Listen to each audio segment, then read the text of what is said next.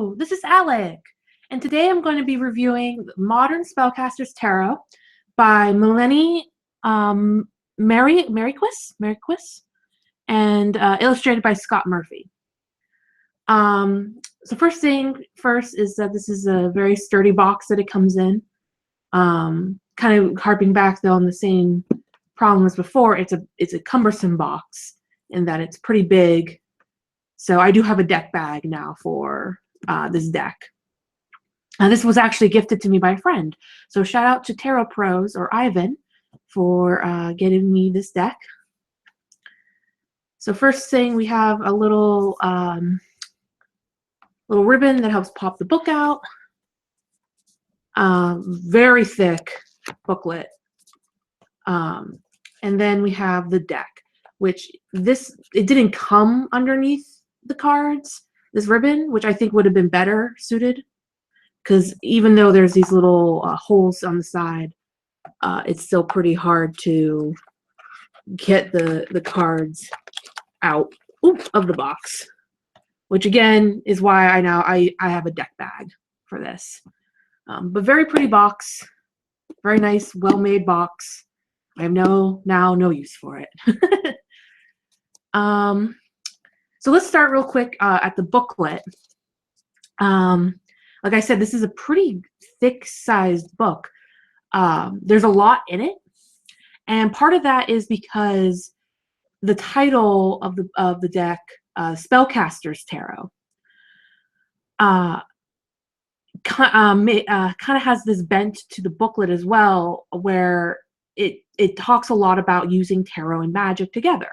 And there's actually a whole chapter dedicated to using tarot cards in magic.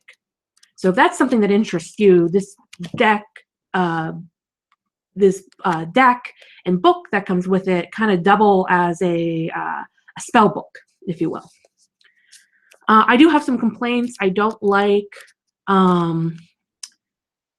the author Marquis. I think I'm mispronouncing her name, and I apologize for that. The author of the deck, I think that she has some like singular focus on, like, she doesn't acknowledge that other people use tarot in various ways. There's a lot of talk about energy of the cards, and that's about it. Like, there's energy of the cards, and this is how you charge the energy. This is how you get rid of energy, etc., etc. But it doesn't really, the author doesn't really acknowledge that there's other ways to understand tarot. Also doesn't acknowledge that, like, has some of those kind of superstitions where, like, you need to have the deck in a special place. It has to be like on an altar, away from mundane things, or else it'll taint the deck. And as you can kind of tell from my tone, I'm not having any of that. I like keeping my decks wherever is most convenient. I keep them in bags that I buy from people that are synthetic, so it hasn't interfered with my readings. I understand, and I think that's a really powerful way to understand tarot. I just don't think it's the only way. And there's some other parts of the book where the author acknowledges a lot of personal beliefs, such as, like, if you look at a card and you see it a certain way, disregard the book. Go by your instincts and by your intuition. And that's really awesome.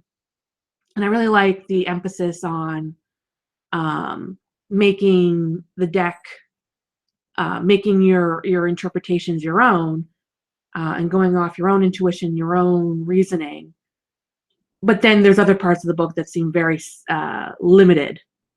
So to the descriptions of the cards, there comes with a picture, which is really nice. The major arcana card comes with a little bit more description than the minor arcana, which is typical. The author does something unique, though, where she lists the divination meanings, the reverse meanings, and then how to use it in magical uses. So magic uses for the cards, which is really neat. So if you're looking like, oh, I really want to use have a spell that uses strength, for instance, since I'm on the strength card,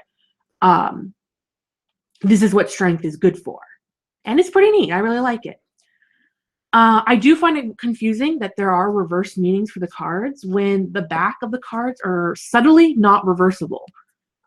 These images don't they don't repeat. You have to, this is upward. You can tell this is backwards. And so I don't know why reversals are included when the backs of the cards aren't reversal. The backs of the cards, getting to the deck now, are really nice. I like these images appear in the deck. That was another thing I really like about this book as well, is that the author talks about the symbolism used in the deck. So if you're looking and you're wondering, what does a pentacle symbolize? Well, book has you covered. Or an animal, like a dog or something. But yeah, so let's get to the cards. The artwork, I really like it. It's more realistic, and I usually don't like very realistic art. But this one sits well with me. There's a dog. This is the Two of Pentacles. I want to talk about the lovers because I really like this card. They're ambiguous. You can't really tell their gender or anything like that. And that's kind of nice. Also, like hand fastening. I like the bond aspects, rainbows, happiness. Some of the symbolism is a little overt, I would say. This is by far my favorite card of the deck. Like, this is what made me fall in love. Because look how happy these two people look. Just beautiful, smiling into each other's eyes. This is a really beautiful card, and I fell in love with this deck because of this card. This card, people have told me is hilarious, and all the knights are pretty hilarious because they're in full suits of armor, riding like small animals, and so it's a little surrealist. This is obviously the Knight of Cups. Chariot, I'm not feeling too much in this deck, but it's nice. Let's see, this is the Ten of Wands, good burden. So Six of Pentacles, or Six of Pentacles. This card, in its description, really bothers me because the author describes this card as giving to others begrudgingly and things like that. And I'm like, he looks happy that he's helping people out. Like, I don't think he's begrudging helping people out. So, that's a good, clear case of me just completely disregarding the book and going with how I usually look at Six of Pentacles, which is charity, receiving charity, and it all being very positive. This is a really cool world. I love the person. I think they're beautifully drawn. The like reef, like symbols of the seasons. It's just a nice like everything card. Here we have the King of Wands. Three of Wands is another card I really like. I like this pose. Very actiony, very confident. Another good card. I like this nostalgia. Six of Cups. Fool. I actually forgot what the Fool looked like. I had to double check. Not terribly memorable, but it's a nice card. A lot of these cards are nice. I just, simple imagery. Not necessarily simply drawn, but the imagery is pretty straightforward. It's not that confusing. So here's another knight, this more appropriate sized animal. But then here we have one riding a hawk. I am a little getting more critical of like the court cards being king, queen, and what have you, knight and page.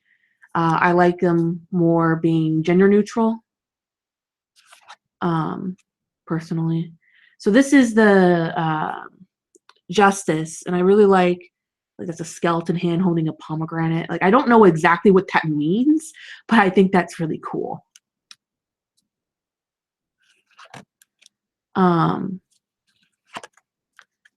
These cards, again, have some interesting, there's a squirrel. Squirrels show up a lot in the cards. It's a nice star card.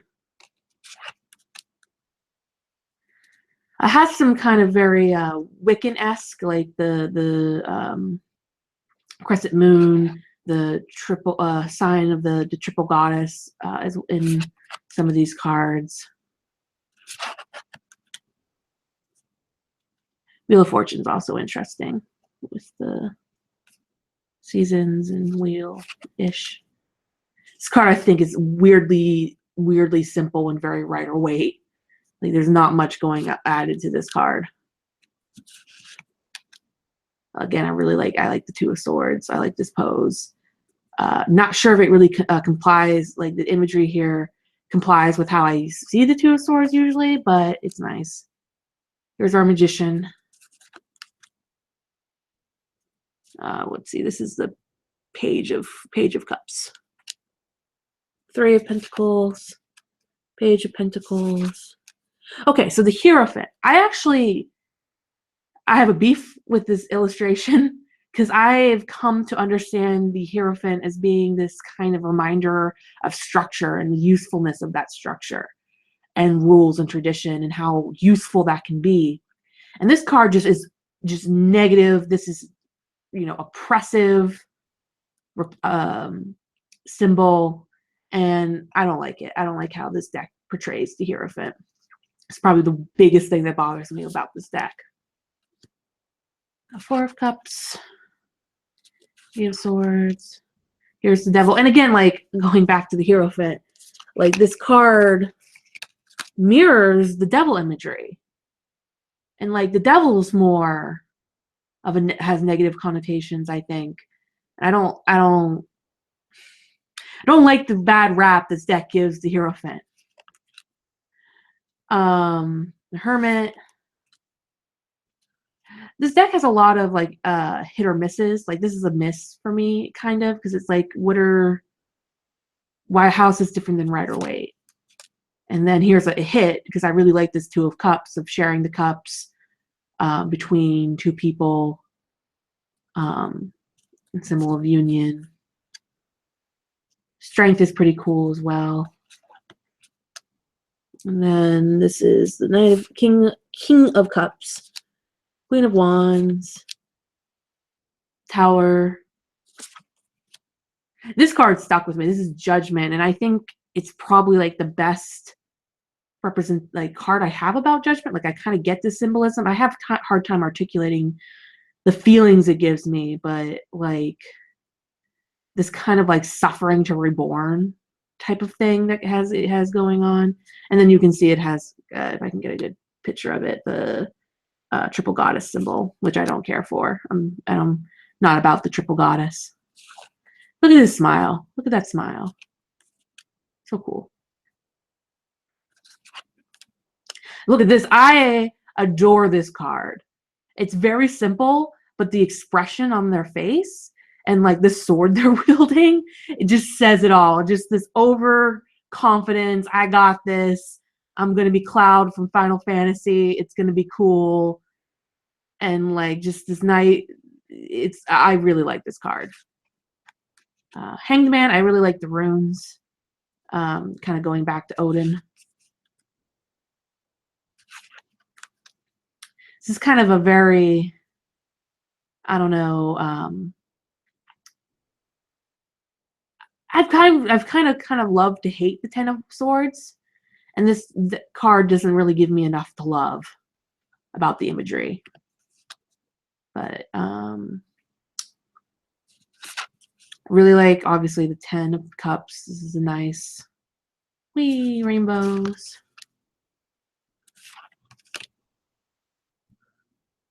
Temperance is nice.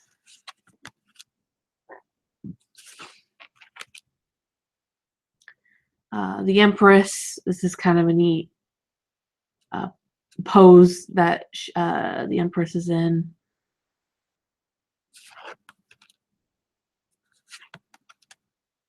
Moon, again, triple goddess imagery that I don't care for. I really like this High Priestess. This is kind of like a scrying mirror skin.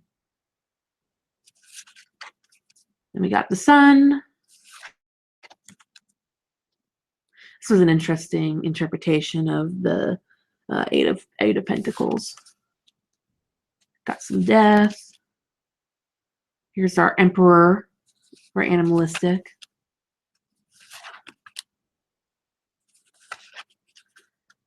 Another one, like Ace of Swords is another one that was really described negatively in this deck, and I don't know why.